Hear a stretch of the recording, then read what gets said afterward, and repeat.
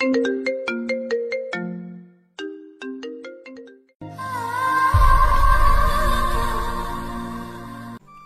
হঠাৎ ভাবি আমাকে তার রুমে ডাকলো।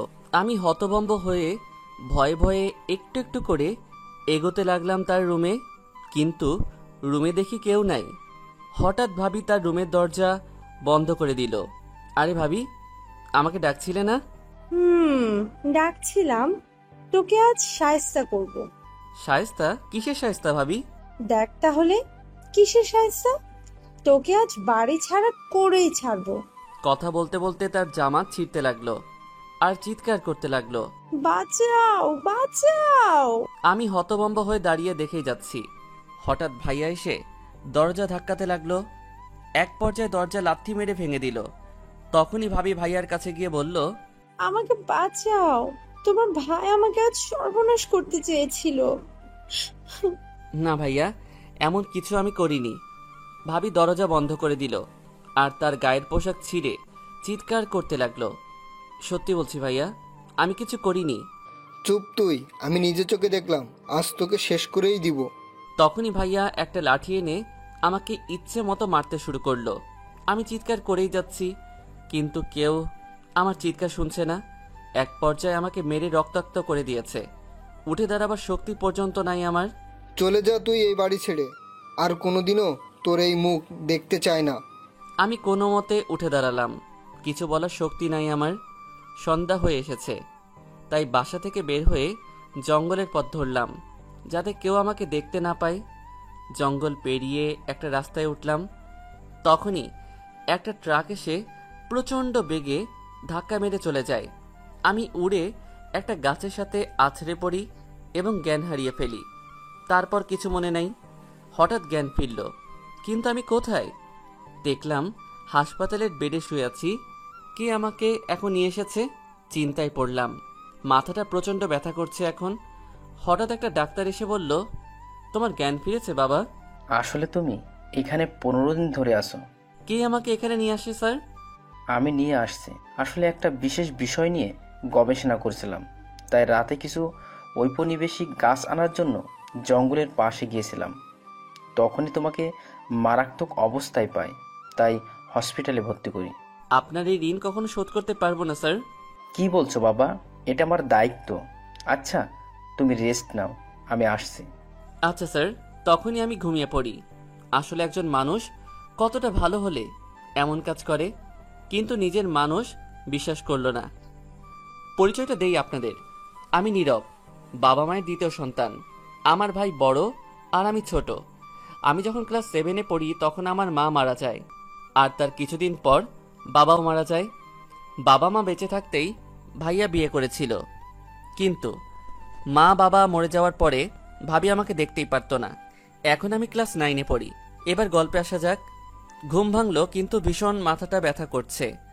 তখনই ডাক্তার আঙ্কেল এলেন। কি হলো বাবা, ব্যথা করছে? জি আঙ্কেল, প্রচণ্ড। আচ্ছা, তোমার নাম কি বাবা? নীরব। ও, তা তোমার বাসা কোথায়? ঠিকানা দাও, তোমার বাবা মাকে আসতে বলি। তখনই আমার চোখ ভিজে এলো। স্যার, আমার দুনিয়াতে কেউ নাই। আমি একটা বস্তিতে থাকি। মিথ্যা বললাম আমি। ও সরি বাবা, মনে কষ্ট নিও না। আমার এমন প্রশ্ন করা উচিত হয়নি। ঠিক আছে স্যার। আচ্ছা স্যার, আর কতদিন এখানে থাকতে হবে আমায়? আমরা তোমার ভীষণ সেবা দেওয়ার চেষ্টা করছি, যাতে তুমি তাড়াতাড়ি সুস্থ হয়ে ওঠো। বলেই চলে গেলেন উনি। 2টা নার্স আমার দিনরাত সেবা করে সুস্থ করে তুলছে। আজ 1 মাস হয়েছে আমি পুরোপুরি সুস্থ। এখনো ডাক্তার আঙ্কেল আসেনি।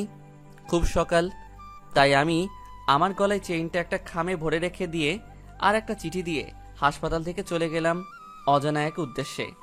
অপরদিকে ডাক্তার আমাকে না পেয়ে টেবিলে আমার চিঠি পেয়ে পড়তে লাগলেন। প্রিয় স্যার, আপনাকে ধন্যবাদ দেওয়ার কোনো মুখ নাই আমার। আপনি আমার যে সেবা করেছেন, হাজার চেষ্টা করলেও আমি আপনার ঋণ শোধ করতে পারবো না।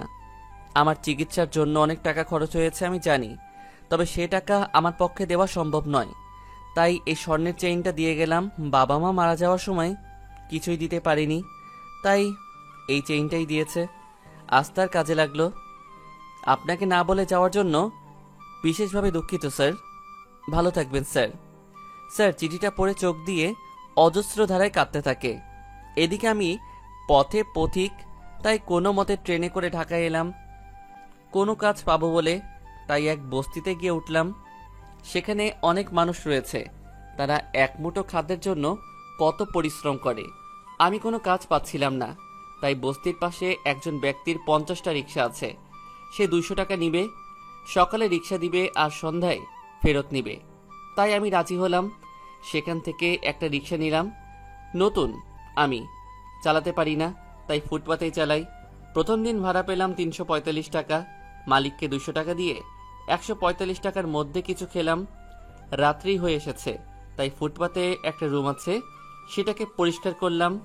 মনে হয় অনেক দিন কেউ এখানে আসেনি, তাই পরিষ্কার করে ঘুমিয়ে গেলাম। পরদিন সকালে আবারও রিক্সা নিলাম। সকালে রিক্সা নিয়ে দাঁড়িয়ে আছি, এমন সময় একটা মেয়ে এসে বলে, এই রিক্সা যাবে? জি, কোথায় যাবেন? উদয়ন স্কুল। জি চড়েন, যাব। বলেই রিক্সা চালাতে লাগলাম। আচ্ছা, তুমি এখন অনেক ছোট, পড়াশোনা করো না কেন? আসলে আমি গরিব, দিন আনি দিন খাই। তোমরা না গরিবেরা এমনই বিলাসিতা, ছি, যত সব ফালতু ছেলে। আমি কথাগুলো শুনেই যাচ্ছি, কিন্তু কিছু বলছি না। অবশেষে তাকে নামিয়ে ভাড়া না নিয়েই সেখান থেকে চলে গেলাম। মেয়েটা অবশ্য পেছন থেকে অনেক ডাকে, আমি তাকাইনি। সারাদিন রিক্সা চালিয়ে বস্তিতে ফিরলাম। কিছুকে শুয়ে আছি আর ভাবছি আমাকে কিছু করতে হবে, পড়াশোনা চালিয়ে যেতে হবে, আমাকে অনেক বড় হতে হবে। 6 দিন রিক্সা চালিয়ে গ্রামে চুপিসারে ফিরলাম ছাড়পত্রগুলো নেওয়ার জন্য। আমার বন্ধুগুলোর সাথে হঠাৎ দেখা। কিরে নীরব, তুই কোথায় থাকিস এখন? তোকে দেখা যায় না, স্কুলে আসিস নি অনেক দিন। আমি বললাম, না মানে একটু বাইরে থাকি কাজে। আচ্ছা, পরে কথা হবে বন্ধু, ভালো থাকিস তোরা। তাদের সাথে অনেক কথা বলে সার্টিফিকেট ও ছাড়পত্রগুলো স্কুল থেকে তুলে নিলাম। তারপরে বাবা মায়ের কবরের পাশে গেলাম। কেন তোমরা আমাকে ছেড়ে চলে গেলে? আমাকে কেন সাথে নিয়ে গেলে না মা? জানো, আজ আমি একা হয়ে গেছি। ভাই আমাকে মিথ্যা অপবাদে অত্যাচার করে বাড়ি থেকে বের করে দিয়েছে। অনেক কান্নাকাটি করে কবর জিয়ারত করে মনে হলো ভাইয়া ভাবিকে একবার দেখা উচিত, তাই লুকিয়ে তাদের দেখতে গেলাম। খুব সুখে আছে তারা। আমি চোখের জল মুছে সেখান থেকে আবার রওনা দিলাম। ঢাকা আসতে সকাল হয়ে গেছে, তাই সোজা মিরপুর স্কুলে ভর্তি হলাম। ক্লাস 9-এ জেএসসিতে গোল্ডেন থাকায় স্যার কিছু প্রশ্ন করলেন এবং ভর্তি নিয়ে নিলেন। আমি বই নিয়ে ক্লাসে গেলাম, কিন্তু কি দেখলাম, সেদিনই সেই মেয়েটা আমার দিকে বারবার অগ্নি দৃষ্টিতে তাকাচ্ছে। আমি কিছু বলিনি, সবগুলো ক্লাস শেষ করলাম, দিয়ে বস্তিতে যাব এমন সময় ওই মেয়েটা গেটের কাছে এসে বলল, ওই ফকিনের বাচ্চা, দাঁড়া। জি বলেন। তুই তো রিক্সা চালক, এখানে কিভাবে ভর্তি হলি? জি আমি রিক্সা চালক, তবে পড়াশোনা করতে চাই। পড়াশোনা করতে চাস ফকিনের বাচ্চা? আর সেদিন আমার ভাড়া নিসনি কেন? বলেই আমার মুখের উপরে 500 টাকার নোটটা ছুঁড়ে দিল। আমার চোখ দিয়ে পানি ঝরেই যাচ্ছে। মেয়েটি চলে গেছে, তাই আমি টাকা নিয়ে বস্তিতে ফিরলাম। দুপুরে কিছু খেয়ে রিক্সা নিয়ে বের হলাম। সন্ধ্যায় বস্তিতে ফিরলাম, বই নিয়ে পড়তে বসলাম। রাত 11টা পর্যন্ত পড়ে ঘুমিয়ে গেলাম। পরদিন সকালে উঠে আবার স্কুলে গেলাম। স্কুলের গেট দিয়ে প্রবেশ করব এমন সময় আবারও ওই মেয়েটা ডাকলো, এই ছোট লোকের বাচ্চা, এদিকে আয়। আমি ভয়ে তার কাছে গেলাম। জি বলেন। তুই আজকেও স্কুলে এসেছিস? ওদের বান্ধবীদের সাথে আমাকে নিয়ে ফাজলামো করতে লাগলো। আমার খুব খারাপ লাগতো, কিছু বলতে পারতাম না, শুধু শুনে যেতাম। ওর এক বান্ধবী বলল, কাকে ডাকলি? শরীর থেকে কেমন জানি একটা খারাপ বিচ্ছিরি গন্ধ আসছে। ছি। ঠিক বলেছিস। এমন সময় ওর এক বান্ধবী ঠাস করে বসিয়ে দিল আমার গালে। যা ছোট লোকের বাচ্চা, গন্ধতে আমার দম বন্ধ হয়ে আসছে। আমি সেখান থেকে কান্না মাখা মুখ নিয়ে চলে এলাম। এসে ক্লাসে বসলাম। স্যার এলো, ক্লাস নিতে শুরু করলো। একে একে অনেকেই পড়া ধরলো, কেউ পারলো কেউ পারলো না। মেয়েটাও পারেনি। এবার আমাকে বলল, তুমি বলো। স্যারে ক্লাসে পড়া পারলাম। স্যার ধন্যবাদ জানালো। তুমি সত্যি অনেক ব্রিলিয়ান্ট স্টুডেন্ট। আচ্ছা, তোমার ঠোঁট কাটা কেন? রক্ত বের হচ্ছে তো। আমি হতভম্ব হয়ে বললাম, স্যার গেটের কাছে পড়ে গিয়েছিলাম। আমি মিথ্যা বললাম। আসলে মেয়েটা চড় মারার ফলে এমনভাবে কেটে গিয়েছিল। ও আচ্ছা, সাবধানে চলবা। সবগুলো ক্লাস করে বস্তিতে ফিরবো। পেছন থেকে আবার ডাক, কুত্তার বাচ্চা, পড়া করে স্যারের সামনে সাধু সাজা হচ্ছে। থাম, তোকে দেখাচ্ছি মজা। ওকে মারো, যাতে কাল থেকে স্কুলে না আসতে পারে। এমন সময় ছেলেগুলো আমাকে মারতে শুরু করলো। মাথায় একটা কিসের বাড়ি যেন মেরেছে মনে নাই, জ্ঞান হারিয়ে ফেলি। জ্ঞান ফিরে দেখি আমি হসপিটালে। উঠে বসলাম, মাথায় ব্যান্ডেজ করা, প্রচণ্ড রক্ত পড়েছে। পাশে দেখলাম আমার মতো একটা ছেলে, এ তো আমার ক্লাসে পড়ে, আহাদ। কি তোমার জ্ঞান ফিরেছে? কিন্তু আমি এখানে কেন? তোমাকে কিছু খারাপ ছেলে মেরে রাস্তায় ফেলে দেয়। আমি গেট দিয়ে বের হচ্ছিলাম, এমন সময়ে তোমার এই অবস্থা দেখে আমি মেডিকেলে আনি। ও আচ্ছা। আচ্ছা, তোমার নাম ঠিকানা দাও, আঙ্কেল আন্টিকে আসতে বলি। কথাটা শোনা মাত্রই চোখ দিয়ে পানি চলে এলো। আমার এই দুনিয়াতে কেউ নাই। ছিল এক ভাই ভাবি, তারা আমাকে মিথ্যা অপরাধে বাসা থেকে অত্যাচার করে বের করে দেয়। এখন রিক্সা চালিয়ে নিজের পড়ালেখাটা কোনো মতে চালাচ্ছি। কথাগুলো শুনে আহাদের চোখে পানি। সরি, আমার এমনটা বলা উচিত হয়নি। আজ থেকে আমরা বন্ধু। কি বলছো তুমি? আমার সাথে কেন বন্ধুত্ব করবা? আমি তো অসহায়। চুপ শালা, মেরে একদম তক্তা বানিয়ে ফেলবো। এখন থেকে আমরা বন্ধু, আমাকে তুই করে বলবি। আচ্ছা ঠিক আছে, তবে আমার কাছে কিছু টাকা আছে, ওগুলো দিয়ে হসপিটালের বিলটা দে বন্ধু একটু। কি বললি তুই? আমি বিল দিয়ে আসছি। আচ্ছা চল, তোকে তোর বাসায় নিয়ে যাই। ওকে চল। তারপর আহাদ আমাকে আমার বাসায় নিয়ে এলো, মানে বস্তিতে। কি রে, তুই এখানে থাকিস? তোর খুব খারাপ লাগছে তাই না এখানে এসে? আচ্ছা, তুই আমাকে লজ্জা দিস কেন বলতো? এইভাবে কথা বললে তোর কাছে আসবো না। আচ্ছা সরি, আর বলবো না। আরো অনেক কথা হলো। তারপর আহাদ চলে গেল আর কালকে স্কুলে আসতে বারণ করলো। মাথাটা প্রচন্ড ব্যথা করছে, তাই হালকা একটু পড়লাম। রাতে আহাদ ওষুধ কিনে দিয়েছিল, সেগুলো খেয়ে ঘুমিয়ে গেলাম। সকালে উঠলাম, একটু ভালো লাগছে, তাই ভাবলাম দিনটা এভাবে নষ্ট না করে আজ স্কুল থেকে ঘুরে আসি। তাই কিছু খেয়ে স্কুলের উদ্দেশ্যে রওনা দিলাম। গেট দিয়ে ঢুকতে যাব এমন সময় তিথি আবার ডাকলো। ওই ফকিন্নির বাচ্চা, এদিকে আয়। আমি ভয়ে ভয়ে আবারও কাছে গেলাম। তোর তো সাহস কম না? কালকে এত মার খাইলি, তাও তোর কোনো লজ্জা হলো না? আজ আবার স্কুলে এসেছিস? তিথি কথাগুলো বলেই একটা চর মারতে যাবে, ঠিক তখনই ঠাস করে আহাদ তিথির গালে চর বসিয়ে দিল। তুমি মারলে কেন আহাদ আমাকে? বেশ করেছি, তোমার মতো মেয়েকে আরো মারা উচিত। একটা নিরীহ ছেলের উপর অত্যাচার করতে তোমার লজ্জা করে না? তাতে তোমার এত জ্বলছে? আহাদ, ও তোমার কে হয়? ওই আমার কলিজা, আমার বন্ধু হয়। ওকে কোনো অপমান করলে আমি তোকে ছেড়ে কথা বলবো না। ওকে আমি দেখে নিব। কেন এমন করলি বন্ধু? মেয়েটাকে মারলি কেন? তুই চুপ। আজ তোকে স্কুলে আসতে বারণ করেছিলাম, কেন এসেছিলি? চল ক্লাসে যাই। ওকে। তারপর সেদিন কোনো মতে ক্লাস শেষ করে বাসায় যাই। আমার কাছে টাকাগুলো শেষ হওয়ার কারণে কিছু খেতে পাইনি, তাই রাতে রিক্সা নিলাম। তারপর চালাতে শুরু করলাম। রিক্সা চালিয়ে অনেক রাত হয়েছে, তাই বস্তিতে ফিরবো। এমন সময় কোথা থেকে যেন চিৎকার আসছে, বাঁচাও বাঁচাও। কিন্তু চিৎকারে কণ্ঠটা খুব পরিচিত, তাই সামনে এগোতে লাগলাম। আরে এ তো সেই ছেলেগুলো, তিথি সেদিন তাদের ডেকে আমাকে মারতে বলেছিল, আজ তারাই তিথিকে ধর্ষণ করতে যাচ্ছে। আশেপাশে দেখতে লাগলাম কিছু পাই কিনা। দেখলাম একটা লাঠি পড়ে আছে। আমি গিয়ে তাদেরকে পিটাতে লাগলাম। হঠাৎ কোথা থেকে যেন পুলিশ চলে এলো, এসেই আমাকে হাতকড়া পরিয়ে দিল। স্যার, ওকে নিয়ে যান, ও আমাকে ধর্ষণ করতে চেয়েছিল, আর আমার বন্ধুরা আমাকে বাঁচাতে আসলে তাদেরকেও মারে। তিথি কথাগুলো পুলিশকে বলল। আমার তো পায়ের নিচে মাটি সরে গেল। সত্যি বলছি স্যার, আমি নির্দোষ। আমাকে ছেড়ে ওই ছেলেগুলো তিথিকে ধর্ষণ করছিল, আমি তাকে বাঁচাতে ওদেরকে মারি। স্যার, ও মিথ্যা বলছে, ওকে নিয়ে যান। তারপর আমাকে নিয়ে চলে গেল থানায়। আমাকে অনেক মারধর করে পুলিশ। খুব সকাল হয়ে আছে, রশিদি আমাকে বাধা আছে, চোখ আবছা হয়ে আছে। দেখলাম কে যেন আসছে আমার দিকে। আরে এ তো তিথি। কিরে ফকিন্নির বাচ্চা, কেমন দিলাম? খুব আহাতকে দিয়ে সেদিন আমাকে চর খাইয়েছিলে, এখন বুঝ ঠেলা কেমন লাগে। কিন্তু তুমি কেমনে জানলে আমি সেই রাতে রিক্সা চালাচ্ছিলাম? আমি তোকে এইভাবে আটকানোর কোনো প্ল্যান ছিল না। দেখলাম তুই রিক্সা নিয়ে যাচ্ছিস, তাই তোকে ফাঁসানোর জন্য এমন প্ল্যান করি। এবার জেলে পচে মর। আজ শরীর ভীষণ দুর্বল, পুলিশ খুব মেরেছে রাতে। অপরদিকে আহাদ আমাকে স্কুলে না পেয়ে সোজা বস্তিতে চলে গেল, কিন্তু ওখানেও আমাকে পেল না। ওর মাথায় টেনশন হতে লাগলো, তাই আবারও স্কুলে গেল। গিয়ে গাছের আড়ালে দাঁড়ালো। তিথি ওদের বান্ধবীদের সাথে গল্প করছে। জানিস, ওই ফকিন্নির বাচ্চাকে মিথ্যা ধর্ষণের দায়ে পুলিশে দিয়েছি। ও তাই নাকি? খুব ভালো করেছিস। আজ তোদের সবাইকে ট্রিট দিব। কথাগুলো শুনে আহাদের গা জ্বলে গেল। রাগ যেন কিছুতেই থামছে না। তাই গিয়ে তিথিকে করে চর বসিয়ে দিল আর বলল, বল বিয়াদবের বাচ্চা, আমার বন্ধুকে কেন মিথ্যা ধর্ষণে পুলিশে ধরালি? তুই আমাকে মারলি? আহাত, তোকে আমি দেখে নেব।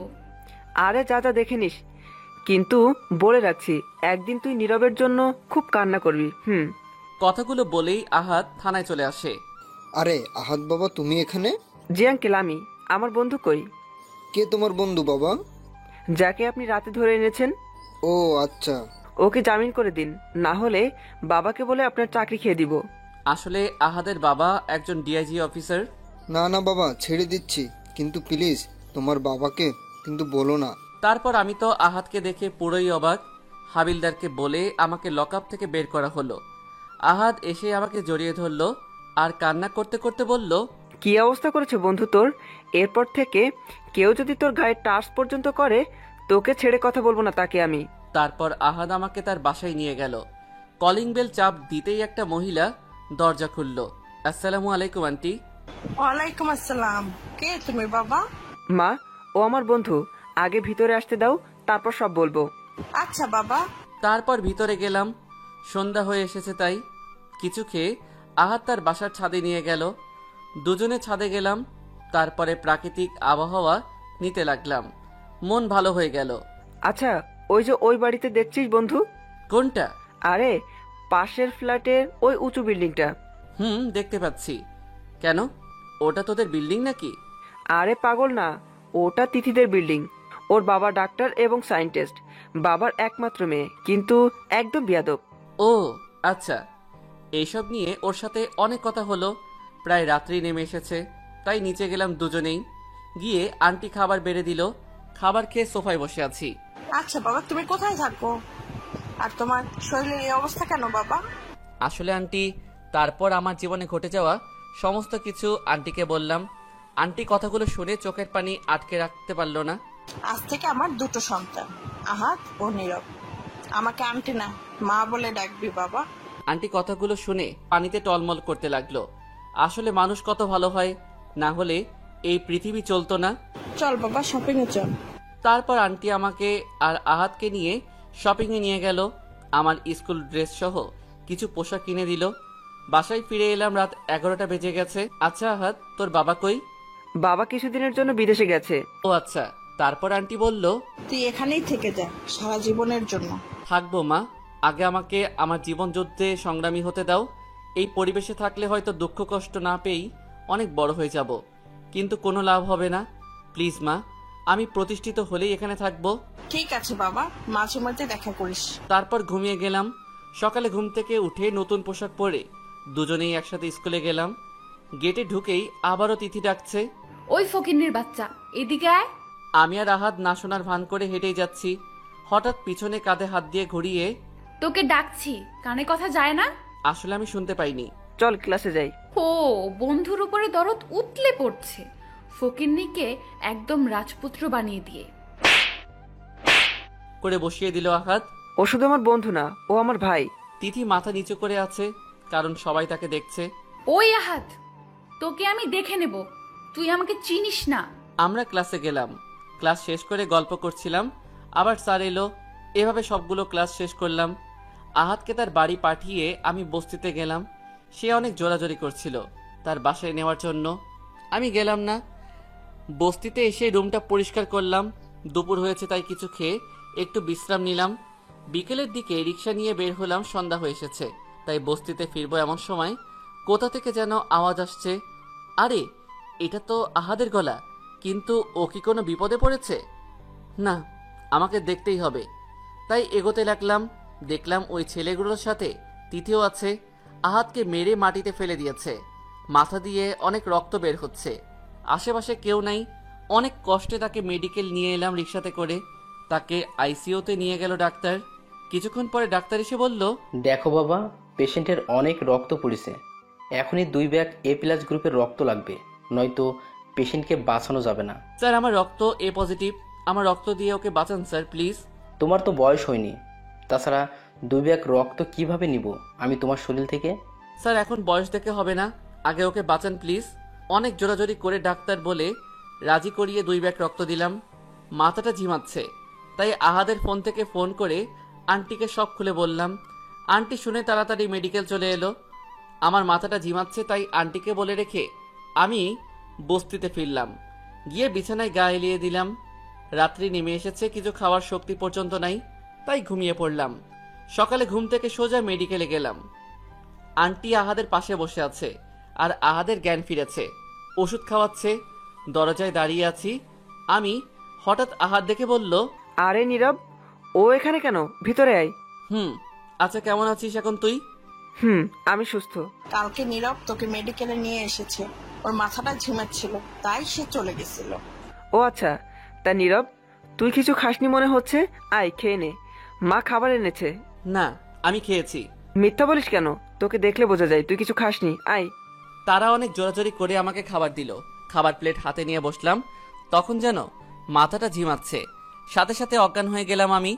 আরে নীরব বাবা, কি হলো তোর? নার্স নার্স, তাড়াতাড়ি আসেন। তারপর 2টা নার্স এসে আমাকে একটা বেডে শোয়ালো। ডাক্তার এলো। আরে এ তো কালকে আপনার ছেলেকে 2 ব্যাগ রক্ত দিয়েছে। ওকে আমি বিশ্রাম নিতে বলেছিলাম, কিন্তু কি করছেন আপনারা?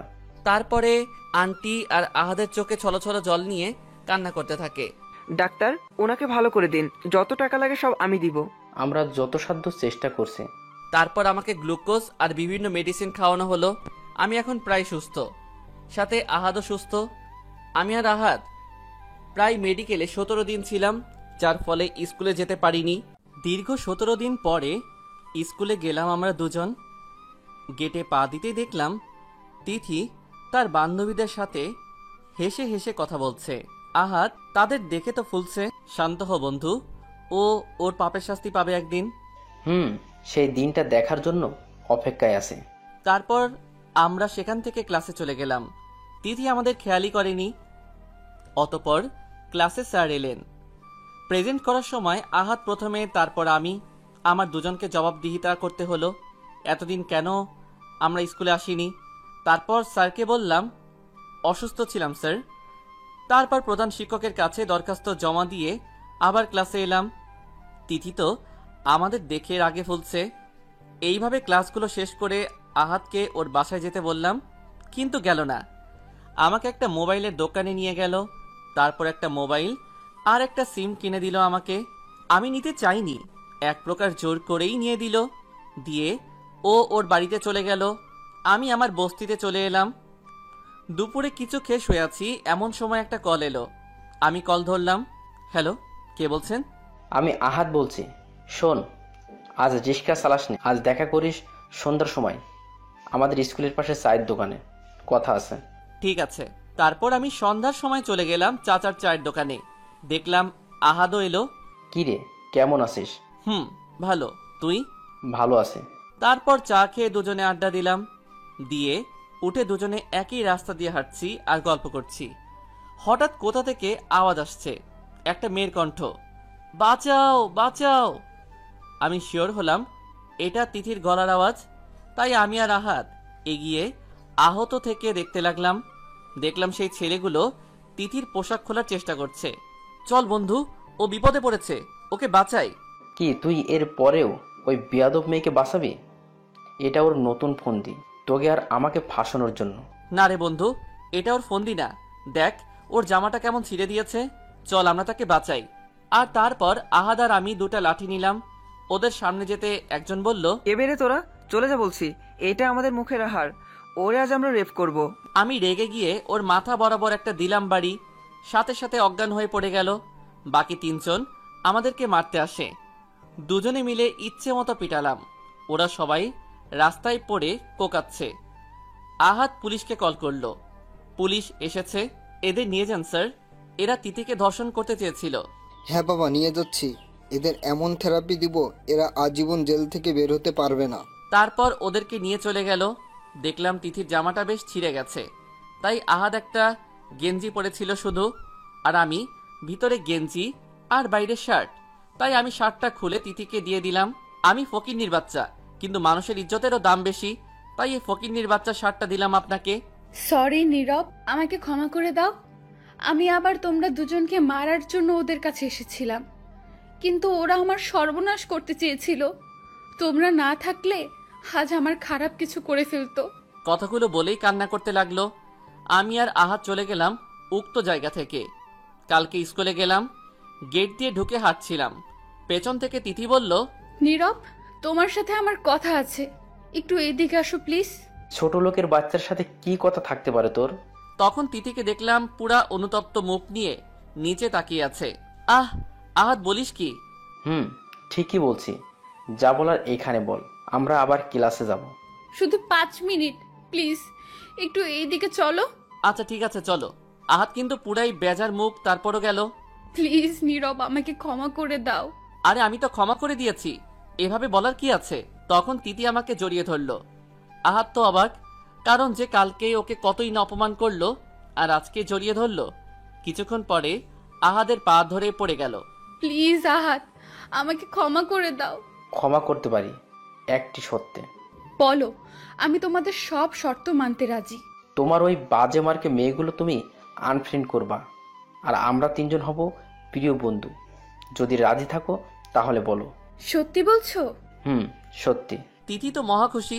তারপর আমি মাঝে হাঁটি আর আহাদ আমার বাম পাশে, আর তিথি আমার ডান পাশে হাত ধরে হেঁটে ক্লাসে যাব। এমন সময় তিথির ওই বাজে বান্ধবীগুলো এসে বলল, কি রে তিথি, তুইও দেখছি ওই ফকিন্নির পোলার হাত ধরে হাঁটিস। করে বসিয়ে দিল তিথি। চুপ, ওরা আমার আজ থেকে বন্ধু, তোরা দূর হয়ে যা, তোদের জন্য আমি খারাপ হচ্ছিলাম। তারপর সেখান থেকে চলে ক্লাসে গেলাম। সবগুলো ক্লাস ভালো মতোই চললো। স্কুল ছুটি হলো, আমরা যে যার স্থানে চলে গেলাম। দুপুরে কিছু খেয়ে রিক্সা নিয়ে বের হলাম। রিক্সা নিয়ে এক গলির মোড়ে দাঁড়িয়ে আছি। এই রিক্সা যাবে? কণ্ঠটা খুব পরিচিত লাগলো। পিছনে ঘুরলাম, দেখলাম তিথি খুব সেজে গুজে এসেছে। জি যাব। কোথায় যাবেন? কি, তুমি আমাকে আপনি করে বলছো? তুমি করে বলবা না তো রাগ করব। একটু পার্কে যাব, চলো প্লিজ। তারপর রিক্সা চালাতে লাগলাম। পার্কে এসে গেছি, নামেন। রিক্সাটা সাইড করো, তোমার সাথে কথা আছে।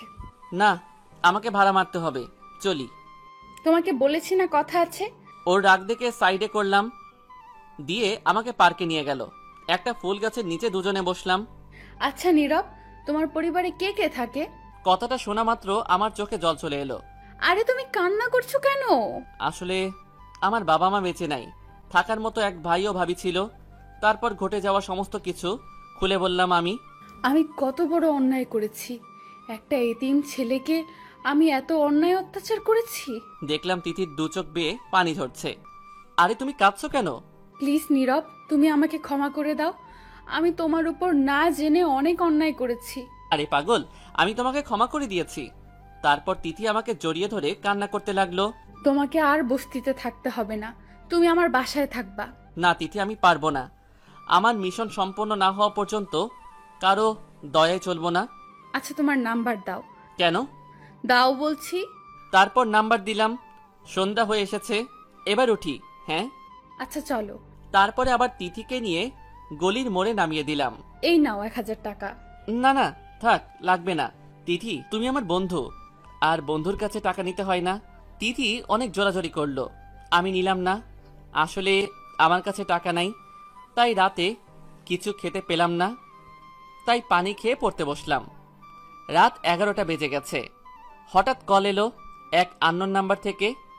রিসিভ করলাম। হ্যালো, কে বলছেন? তোমার খুব কাছের মানুষ, বলো তো কে আমি? ও আচ্ছা তিথি, বলো কি বলবা। কেন, ব্যস্ত আছো নাকি? আরে তেমন ব্যস্ত না। ও আচ্ছা, তা কি করছো তুমি? এই তো পড়ছিলাম। কি, তুমি এই রাত জেগে পড়ছো? কই, কত রাত হলো আবার? হয়েছে হয়েছে, তা খেয়েছো? মিথ্যা বলবো না, সত্যি। আমি জানি, বিশ্বাস আছে, তুমি অন্তত আমাকে মিথ্যে বলতে পারো না। আসলে আজ টাকা ছিল না, তাই কিছু খাইনি। কি, তুমি আমার কাছে টাকা নিলে না কেন? টুট টুট করে কেটে দিল লাইনটা। আমি আবার পড়ায় মন দিলাম। 20 মিনিট পরে কে যেন দরজায় ঠোকা দিচ্ছে। আমি ভয়ে ভয়ে দরজা খুললাম, কিন্তু আমি কি দেখলাম, এ তো তিথি। তুমি এত রাতে কেন, আর কিভাবে জানলে আমি এখানে থাকি? মানুষে খারাপ ভাববে। চুপ, একদম চুপ, কথা কম। আমি খাবার এনেছি। তাই বলে এত রাতে? তো কি হয়েছে, না খেয়ে থাকবে নাকি? আমার না খেয়ে থাকা অভ্যাস আছে। চুপ, আমি খাইয়ে দিচ্ছি। তারপর এক প্রকার জোর করে আমাকে সে খাইয়ে দিল। খুব ভালো লাগছিল আমার। তিথি দেখতেও অনেক সুন্দর। অনেক রাত হয়েছে, চলো তোমাকে এগিয়ে দিয়ে আসি। আচ্ছা চলো, কালকে কিন্তু স্কুলে আসবা। তারপর ওকে বাড়ি পর্যন্ত এগিয়ে দিয়ে এলাম। রাতে ঘুমিয়ে পড়লাম। সকালে উঠে আবার স্কুলে গেলাম। আমরা তিনজন, আহাদ, আমি আর তিথি, এক জায়গাতে বসে আছি। হঠাৎ একটা সুন্দরী মেয়ে এসে আহাদের ঘাড়ে হাত রাখলো। আচ্ছা, আমি নতুন, তাই আমার কোনো ফ্রেন্ড নাই। তোমার আমার ফ্রেন্ড হবে? হুম, অবশ্যই। তারপর আপনার নাম কি? রাবিয়া বাসরি রত্না, সবাই রত্না বলেই ডাকে। ও আচ্ছা, বসো। এখানে তারপর সবাই সবার সাথে পরিচিত হলাম। দেখলাম আহাদ আর রত্না খুব কথা বলছে। তাদের জুটিটা হেব্বি হয়েছে। সেদিন ক্লাস শেষ করে বাসায় ফিরলাম। দুপুরে খাওয়ার মতো টাকা নাই, তাই রিক্সা নিয়ে বের হলাম। গলির মোড়ে দাঁড়িয়ে আছি, 2টা বেজে গেছে, কিন্তু কোনো লোক পাই না। নীরব, চলো, আমাকে পার্কে রেখে আসবে। তবে আজ আমি বসতে পারবো না। চলো তো আগে। তারপর গেলাম। সেই একই জোরাজোরি করে আজকেও বসালো। ব্যাগ থেকে একটা টিফিন বের করলো। তারপর এতে থেকে খাবার বের করে। হা করো। আরে আমি তো খেয়েছি, আর খিদে নাই। মিথ্যা বলবা না, আমি জানি তুমি খাওনি। নাও, হা করো বলছি। কি আর করার, অবশেষে খেতে হলো। আসলে আমারও খুব খিদে পেয়েছিল। অনেক গল্প হলো।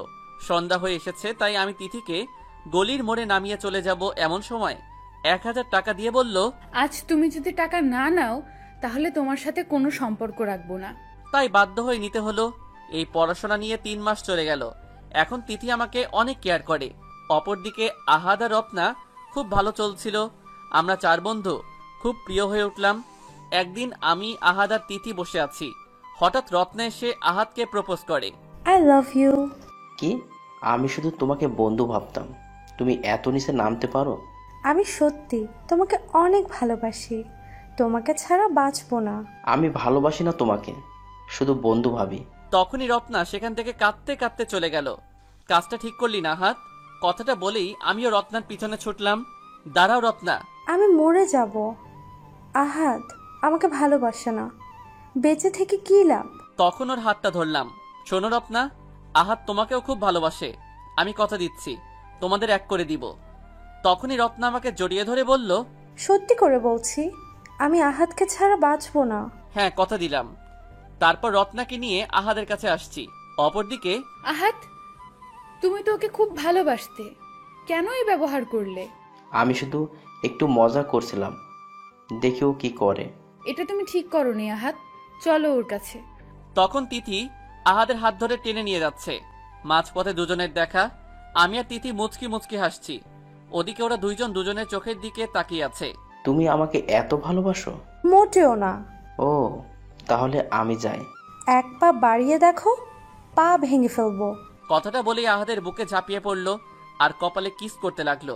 আমি আর তিথি লজ্জায় মুখ ঢাকি। হয়েছে হয়েছে, আর বেশি ঢং করতে হবে না। তখন ওরা লজ্জা নিয়ে নিচে মুখ করে আছে। আহাত, একটু এদিকে আসো। বলো। তোমার প্রেমটা হয়েই গেল, আমার আর নীরবেরটা কখন হবে? হবে হবে, অপেক্ষা করো। তারপর সেদিনটা ভালোই কাটলো। এভাবে আরো 1 বছর চলে গেল। আহাদ আর রত্না জমিয়ে প্রেম করে। তিথি আমাকে এখনো বলতে পারিনি ভালোবাসি, খুব কেয়ার করে আমার। আমাদের এসএসসি পরীক্ষা চলে এলো, তাই পড়ার খুব চাপ। আর মাত্র 2 মাস বাকি। ফর্ম ফিল আপের টাকা নাই। এদিকে তিথি আমার ফর্ম ফিল আপের টাকা কখন দিয়েছে জানি না। রিক্সা চালিয়ে 4000 টাকা জড়ো করে দিয়েছিলাম।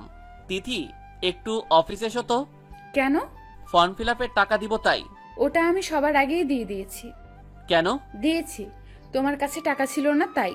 আচ্ছা, এই 4000 টাকা রাখো। আমি চাই আমার জীবনের অংশটা আমি নিজেই গড়ব। অনেক জোরাজোরি করে তিথিকে টাকা দিতে সক্ষম হলাম। পরীক্ষা শুরু হয়ে গেল। একে একে সব পরীক্ষা দিলাম। বেশ ভালোই হয়েছে সবগুলো পরীক্ষা। এখন 3 মাস ছুটি, তাই সারাদিন রিক্সা চালাই। মাঝে তিথির সাথে পার্কে যা, আহাদের সাথে রাতে দেখা করি। আর এইদিকে আমি মাঝে মধ্যে কলেজে বই পড়ি। দেখতে দেখতে 3 মাস কেটে গেল। আজ আমাদের রেজাল্ট দিবে, খুব ভয় আছি। দুপুর 12:45 একটা মেসেজ এলো, আলহামদুলিল্লাহ আমি পাশ করেছি। শুধু পাশ না, গোল্ডেন প্লাস পেয়েছি। আমার ফোন বেজে উঠলো, কে যেন কল দিয়েছে। আরে এ তো তিথি। ফোনটা রিসিভ করলাম। নীরব, তুমি কই? তোমার কাছে আজ মিষ্টি খাবো। তুমি গোল্ডেন পেয়েছো। হ্যাঁ অবশ্যই। তা তোমার রেজাল্ট কি? আমি জিপিএ 5 পেয়েছি। আমার অনেক খুশি। আমি 2 কেজি মিষ্টি নিলাম, দিয়ে আহাদের বাসায় গেলাম। কলিং বেল চাপ দিলাম, আন্টি দরজা খুললো। কেমন আছো মা? আহাদ কোথায়? এই তো বাবা, ভালো আছি। অনেকদিন পর এলি বাবা, ভিতরে আয়। তারপর ভিড়তে গিয়ে আন্টিকে মিষ্টিগুলো দিলাম আর বললাম, আমি গোল্ডেন প্লাস পেয়েছি মা। খুব খুশি হলাম বাবা। তারপর আমি আহাদের রুমে ঢুকে গেলাম। কিরে, মন খারাপ নাকি? না রে, তুই তো দারুণ রেজাল্ট করছিস। রে, তোদের দোয়াই করেছি। আচ্ছা, তো রেজাল্ট কি? জিপিএ 5 পেয়েছি। আজকে সন্ধ্যায় তোদের সবাইকে পার্টি দিব। আচ্ছা, আপনার রেজাল্ট কি? 4.95 পেয়েছে। ও আচ্ছা, তার সন্ধ্যা 7টায় চলে আসবি। ওকে। তারপর আন্টির কাছে বিদায় নিয়ে বস্তিতে ফিরলাম। আবার তিথি কল করে ওর বাসায় আসতে বলল, তাই আবার 2 কেজি মিষ্টি নিলাম, দিয়ে তিথি বাসায় গেলাম। কলিং বেল চাপ দিলাম, দিয়ে তিথি দরজা খুললো। নীরব, ভিতরে এসো। সোফাতে বসে আছি, এমন সময় আরে বাবা, তুমি এখানে? ডাক্তার আঙ্কেল, যিনি আমাকে বন থেকে তুলে এসে বাঁচিয়েছিল, তার মানে এটা আপনারই বাসা? তিথি আমাদের কথা বলে দেখে অবাক। জানো বাবা, তোমাকে কত খুঁজেছি কিন্তু কোথাও পাইনি। তোমার এই স্বর্ণের চেনটা এখনো যত্ন করে রেখে দিয়েছি। তারপর থেকে আমি শহরে কিভাবে এলাম সবকিছু খুলে বললাম। তোমার রেজাল্ট শুনে আমি তো মহা খুশি বাবা। এইভাবে অনেক কথা হলো আঙ্কেলের সাথে। তিথি আমার জন্য পায়েস রান্না করেছে, তাই পায়েস খেয়ে সেখান থেকে বিদায় নিলাম। সন্ধ্যায় আবার রেস্টুরেন্টে গেলাম। আমি আর আহাদ বসে আছি, এমন সময় রত্না এলো। রত্না এসে আহাদের পাশে বসতে যাচ্ছিল, আহাদ বারণ করলো। রত্না, তুমি নীরবের পাশে বসো, একদম পাশে ঘেসে বসবে। আজ তিথিকে একটু কষ্ট দিব। ঠিক আছে। তারপর তিথি এলো। ও মাগো, আমি কাকে দেখছি? যেন মনে হচ্ছে একটা পরী। কত সুন্দর করে সেজেছে, আমি তো চোখ সরাতেই পারছি না। কি করছো নীরব? তুমি অন্য মেয়ের দিকে কেন তাকাচ্ছ? ওই শাকচুন্নি, তুই নীরবের পাশে কেন বসেছিস? উঠ বলছি। উঠবো না। তিথি তো রাগে কটমট করছে, তাই বাধ্য হয়ে আহাদের পাশে বসলো, কিন্তু রাগে ফুলে একদম ফায়ার। তারপর তিথির মাথায় একটা প্ল্যান এলো, ওরা আমাকে কষ্ট দেওয়ার চেষ্টা করছে। দাঁড়া শাকচুন্নি, কষ্ট কাকে বলে দেখাচ্ছি। তারপর আহাদকে জড়িয়ে ধরে ওর বুকে মাথা রাখলো তিথি। এটা দেখে রত্না তো ফুলে শেষ হয়ে যাচ্ছে। অর্ডার দেওয়া খাবার এলো, তিথি আহাদকে তুলে খাইয়ে দিচ্ছে। এদিকে রত্না তো একদম রেগে ফায়ার, তাই রত্না বার্গারটা এক কামড় মেরে আমাকে খাইয়ে দিল। আমি আর আহাদ কিছুই বলতে পারছি না, শুধু ওদের কাণ্ড দেখে মুচকি মুচকি হাসি। এক পর্যায়ে তিথি আর রত্না রেগে উঠে চলে গেল। আমি আর আহাদ বিল পে করে চলে এলাম। রাতে তিথিকে কল দিলাম, কিন্তু ধরলো না। কয়েকবার ট্রাই করলাম, কাজ হলো না। আহাদ ফোন দিল আমাকে। কিরে বন্ধু, তোর ভাবি ফোন ধরে না যে? তিথিও ধরে না। শোন, কালকে এক নাটক করব, পার্কে আসিস? পার্কে গেলাম, এখনো আহাদ আসেনি, তাই বসেছিলাম।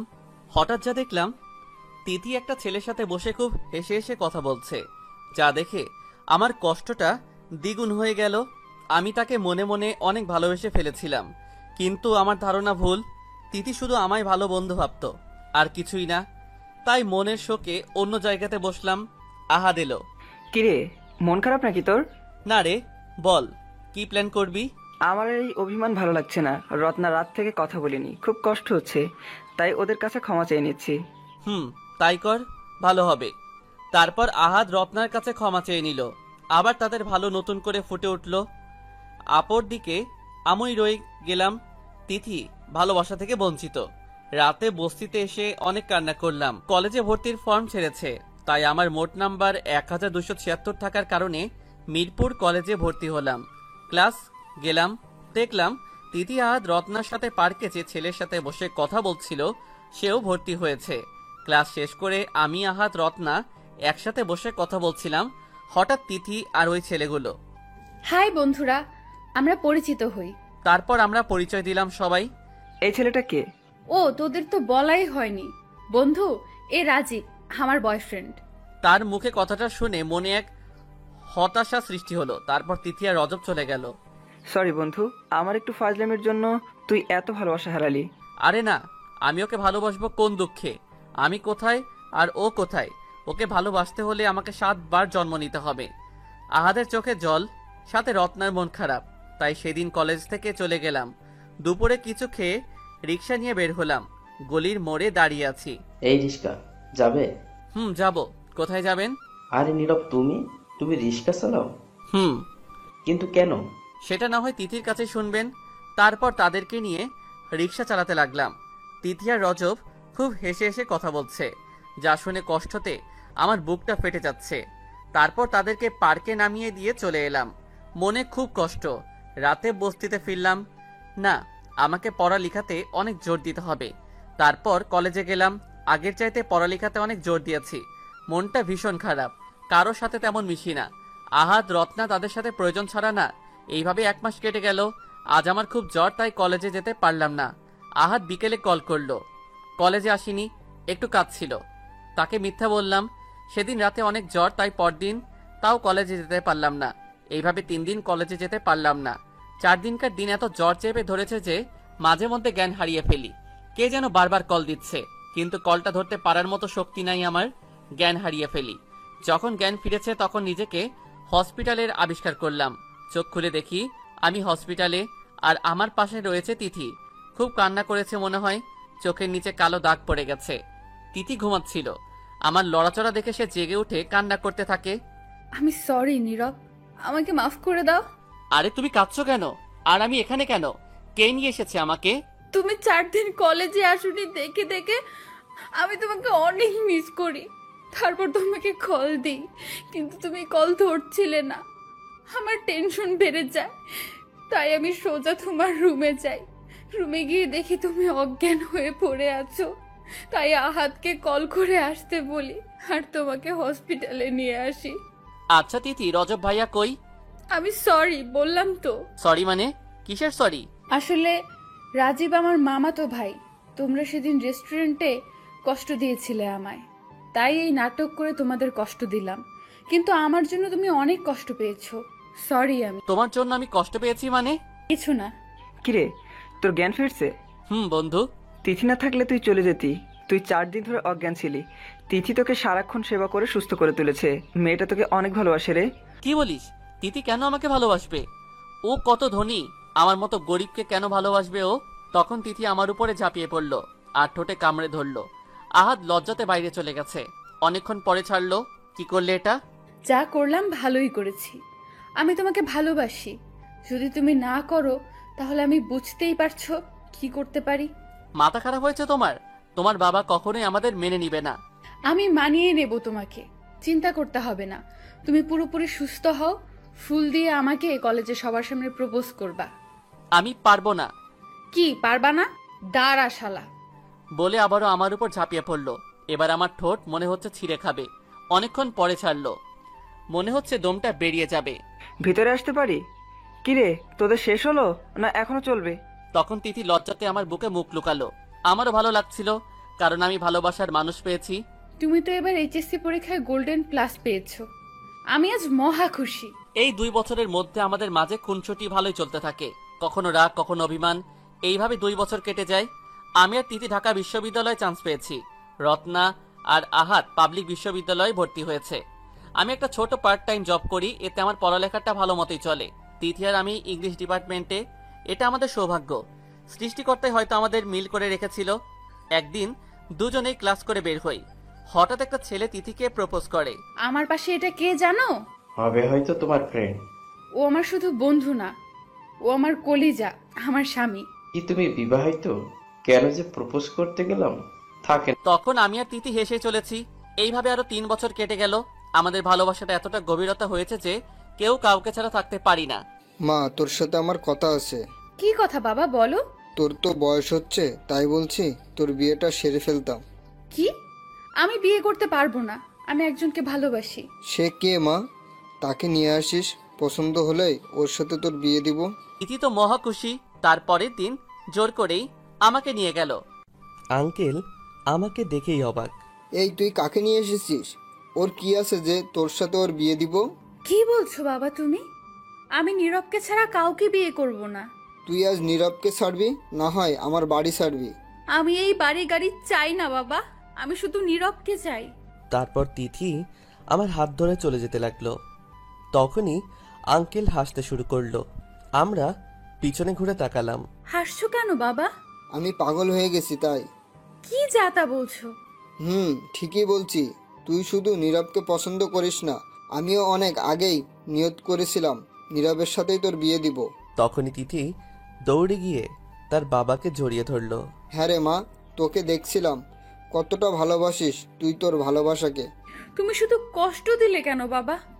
আমি তো ভয় পেয়ে গিয়েছিলাম। আর কোনো ভয় নাই মা। বাবা নীরব, এদিকে আসো। আমি চাচ্ছি তোমাদের বিয়ে এই সপ্তাহে সেরে ফেলি। না বাবা, আগে আমি প্রতিষ্ঠিত হই, তারপর বিয়ে করব। আমি চাই না ঘর জামাই থাকতে, এতে যা ইচ্ছা ভাবতে পারেন। তখনই আঙ্কেল আমাকে জড়িয়ে ধরল। আমি জানতাম বাবা তুমি ঘর জামাই থাকবে না। তোমার মতো জামাই আমি হাজার খুঁজলেও পাবো না। তবে আমি চাই তোমাদের আংটি বদলটা সামনের সপ্তাহে সেরে ফেলবো। এতে আপত্তি করো না বাবা। আচ্ছা ঠিক আছে বাবা। তিথি তো মহা খুশি, আমাকে উপরে নিয়ে গেল, আঙ্কেল বাইরে গেল। দুজনে বসে অনেক গল্প করলাম। তিথি আমার কাছে এগোতে লাগলো, অনেক কাছে চলে এসেছে। দেখো তিথি, এসব এখন না, বিয়ের পর। যা শয়তান, তোকে বিয়ে করবই না। তাই কলেজ সুন্দরী মেয়েটা লিমা, ওই আমার দিকে তাকাই মাঝে মধ্যে। কখন যে ওকে ভালোবেসে ফেলেছি। যাক বাবা, বাঁচলাম, তোমাকে আর বিয়ে করতে হচ্ছে না। গেলাম আমি তাকেই। কুত্তা, এক পা এগিয়ে দেখ, পা ভেঙে ঘরে তুলে রাখবো। অন্য মেয়ের দিকে তাকাস, চোখ উপড়ে ফেলবো তোর। তুমি বললে বিয়ে করবে না আমাকে, তো কি করব আমি? তোকে কুমার করেই রেখে দিব, তাও অন্য মেয়ের হাতে দিব না। কি ডেঞ্জারাস মেয়ে রে বাবা, এদিকও না ওদিকও না। তারপর আমাদের আংটি বদল হয়ে গেল। এই বছর অনার্স কমপ্লিট করলাম, বিএসসি করতে হবে 2 বছর। সাবজেক্ট নিয়েছি পলিটিক্যাল সায়েন্স। অনেক পরিশ্রম করে বিএসসি কমপ্লিট করলাম, এখন শুধু চাকরির অপেক্ষায়। এদিকে আহাদ আর রত্নার বিয়ে হয়ে গেছে। তাদের বিয়েতে আমি আর তিথি অনেক আনন্দ করেছি। চাকরির একটা ইন্টারভিউ দিতে যাচ্ছি, তিথি জোর করে আমার সাথে গেল। আমার সিরিয়াল নাম্বার 543। এবার আমার ডাক পড়ল। তিথি বাইরে, আমি ভিতরে গেলাম। ইন্টারভিউ শেষ করে বাইরে এলাম। কি তোমার চাকরি হয়েছে মনমরা কেন? কি হলো বলছো না কেন? তখনই আমি তিথিকে কোলে তুলে নাচতে থাকি। আমার চাকরি হয়ে গেছে তিথি। আরে পাগল, আমাকে নামাও, লোকে দেখছে তো। তখন তাকে নামিয়ে আহাদের বাসায় মিষ্টি নিলাম, তিথির বাসায় সবাইকে মিষ্টি খাওয়ালাম। বাবা, তোমাকে আজকে একটা বিহিত করতেই হবে। কিসের বিহিব রে মা? আজকেই আমার আর নীরবের বিয়ের ব্যবস্থা করতে হবে। ওকে আজকেই আমি বিয়ে করব। আঙ্কেল তো রাজি, আমাকে অনেক কষ্টে রাজি করালো। বিয়ের আয়োজন করা হলো। আমার কোনো স্থায়ী বাড়ি নাই, তাই তিথির বাসা থেকেই আমাকে বিয়েটা করতে হবে। তাই কিছু কার্ড বানালাম, তিথিও কার্ড বানিয়েছে। আমি কার্ড দেওয়ার জন্য বেরিয়ে পড়লাম। কলেজে একটা শাকচুনি বান্ধবী ছিল, বলেছে তুমি যখন বিয়ে করবে নীরব আমাকে কিন্তু অবশ্যই দাওয়াত দিবে। আমিও আচ্ছা বলেছিলাম। নাম তিশামণি।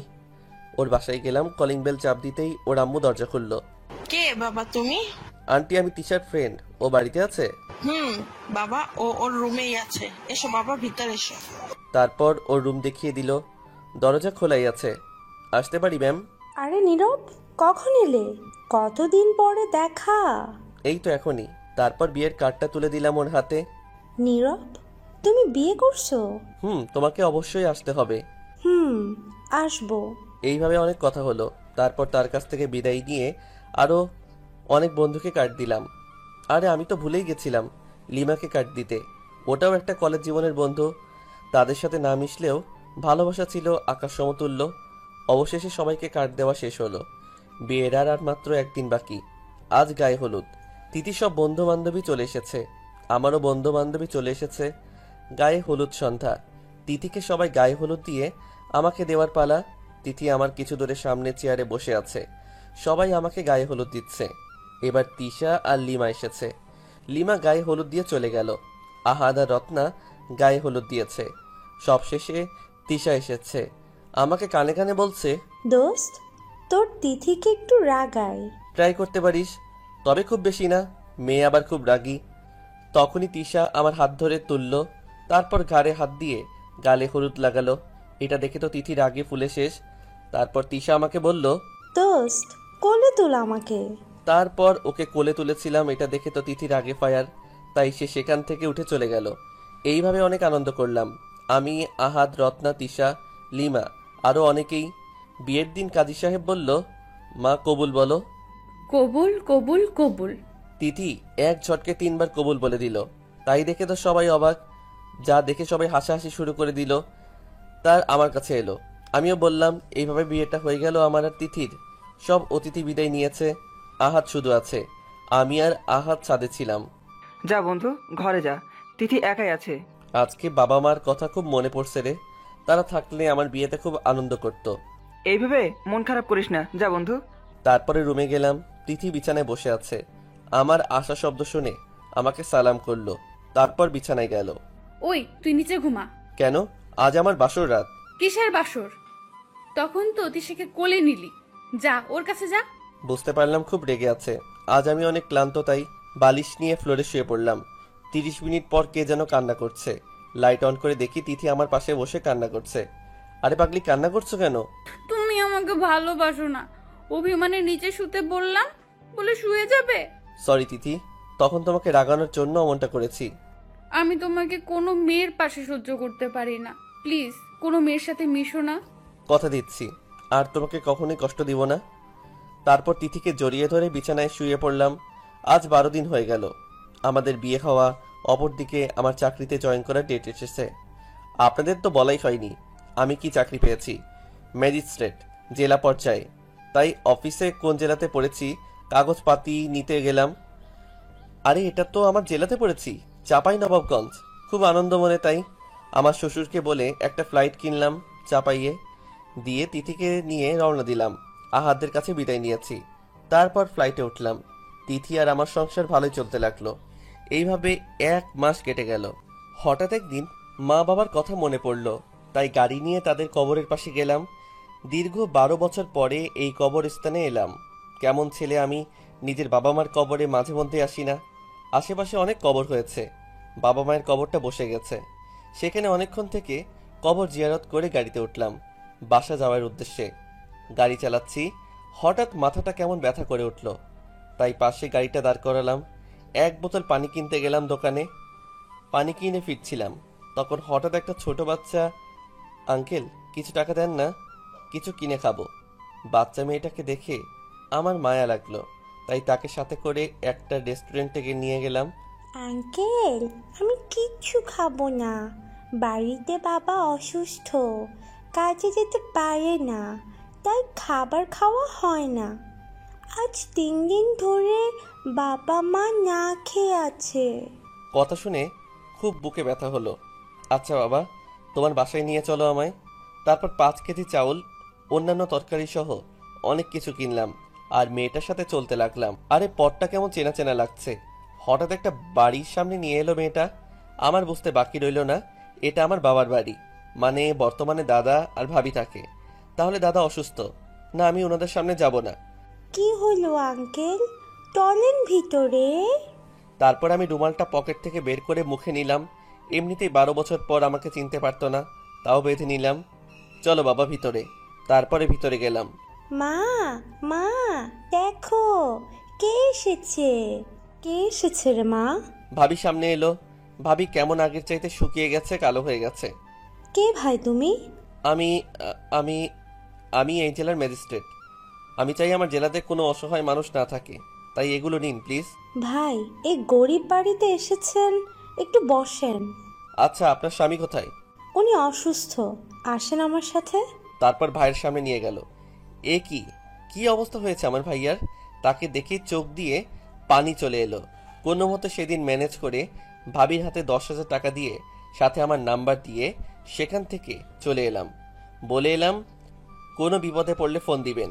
আজ খুব কষ্ট হচ্ছে। ভাইয়ার কি অবস্থা হয়েছে? কোনো মতে বাসায় ফিরলাম। কলিং বেল চাপ দিতে তিথি দরজা খুলল। তিথি আমাকে দেখে ভয় পেয়ে গিয়েছে। এ কি হয়েছে তোমার? তুমি তো পুরো ঘেমে গেলে। তারপর তিথি আমাকে ধরে বিছানায় শোয়ালো, পানি চোখে মুখে ছিটালো, পা হাত টিপে দিল। অনেক কান্না করেই যাচ্ছে। তোমার কিচ্ছু হবে না জান, তোমাকে ছাড়া আমি বাঁচবো না। 2 ঘন্টা পর। বলো কি হয়েছে তোমার? আসলে আজ বাবা মায়ের কবর দেখতে গিয়েছিলাম, তারপর সব খুলে বললাম। তুমি ওই বাড়িতে আর যাবে না যেখানে তোমার রক্ত ঝরেছে। কিন্তু দাদা যে ভীষণ অবস্থা খারাপ, আমাকে সাহায্য করতেই হবে। তিথি অনেক ভেবে বলল ঠিক আছে। তারপর সেদিন ঘুমিয়ে গেলাম। পরের দিন অফিসে গেলাম।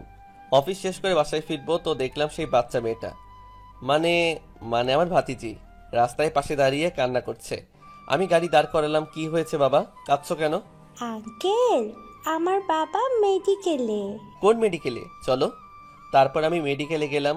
সবাই আমাকে দেখে সালাম দিচ্ছে, কারণ ডাক্তাররা জানে আমি কে। ভাবির কাছে গেলাম। আপনি এসেছেন ভাই? ভাইয়ের কি অবস্থা? ওর অপারেশন করা লাগবে, ডাক্তার বলেছে। তাই 2 লক্ষ টাকা চাই। এত টাকা আমি কোথায় পাবো? আমি দিব। তখন ভাবি আমার দিকে করুণ দৃষ্টিতে তাকালো।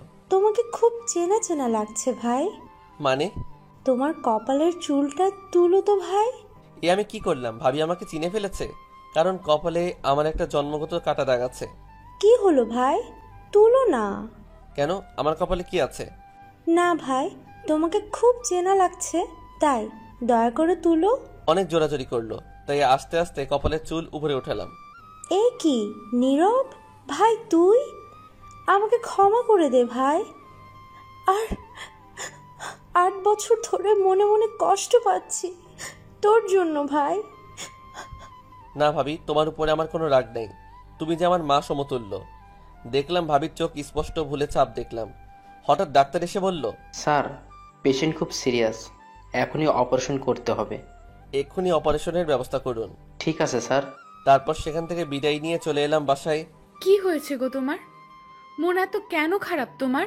তিথি, আজ দাদার অপারেশন, টাকা জমা দিয়ে এলাম। মন খারাপ করো না, সব ঠিক হয়ে যাবে। তাই যেন হয় তিথি। আমরা কালকে দাদাকে দেখতে যাব। আচ্ছা ঠিক আছে। তারপর রাতে খেয়ে দিয়ে ঘুমিয়ে গেলাম। সকালে তিথিকে নিয়ে মেডিকেলে রওনা দিলাম। তুই এসেছিস ভাই নীরব? ভাবি। হঠাৎ আমার ভাতিজি এসে আমাকে জড়িয়ে ধরলো। চাচু, তুমি এসেছো? আব্বু এখন সম্পূর্ণ সুস্থ।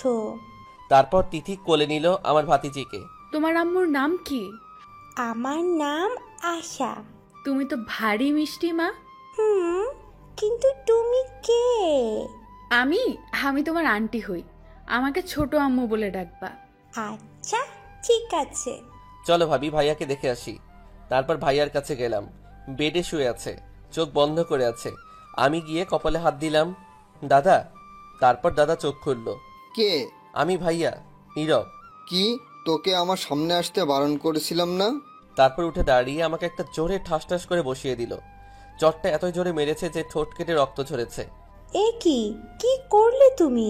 ওকে মারছো কেন? ও তোমার সর্বনাশ করতে চেয়েছিল, এখন আবার ফিরে এসেছে।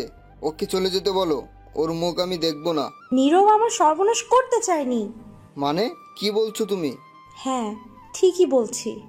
তখন ভাইয়া বুকে হাত দিল আর কেমন জানি করছে, তাই তাড়াতাড়ি বেডে শোয়ালাম। Doctor doctor. তারপর ডাক্তার এলেন, চেক আপ করে দেখলো।